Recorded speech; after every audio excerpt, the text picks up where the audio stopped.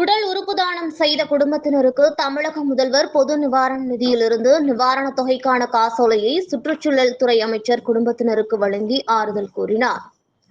புதுக்கோட்டை ஒன்றியம் வடபாலம் ஊராட்சிக்குட்பட்ட செட்டியாப்பட்டி கிராமத்தைச் சேர்ந்த மாரிக்கண்ணு என்பவர் கடந்த 7ஆம் தேதி திருச்சி சமயபுரத்திற்கு பாத யாத்திரை சென்றபோது நார்த்தாமலை அருகே விபத்துக்குள்ளானார்.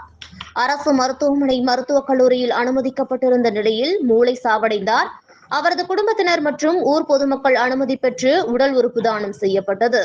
அதனைத் தொடர்ந்து தமிழக முதல்வர் பொது நிவாரண நிதியிலிருந்து நிதி வழங்க உத்தரவு அளித்த நிலையில் அவரது இல்லத்திற்கு நேரடியாக மாவட்ட ஆட்சியர் அருணா முன்னிலையில் சுற்றுச்சூழல் துறை அமைச்சர் சிவ வி மெய்யநாதன் நேரில் சென்று நிவாரண நிதிக்கான காசோலையை மாரிக்கண்ணு மகள்களிடம் வழங்கி குடும்பத்தினருக்கும் ஆறுதல் கூறி உடல் உறுப்பு தானம் செய்ததற்கு சால்வை அணிவித்து மரியாதை செலுத்தினார். தாசில்தார் பரணி, மாவட்ட கவுன்சிலர் ராமச்சந்திரன், ஊராட்சி மன்ற தலைவர் அருள், சிறுமலர் ஞானப்பிரகாசம், ஒன்றிய கவுன்சிலர் களியமூர்த்தி, கிராம நிர்வாக அலுவலர் உள்ளிட்டோர் உடனிருந்தனர்.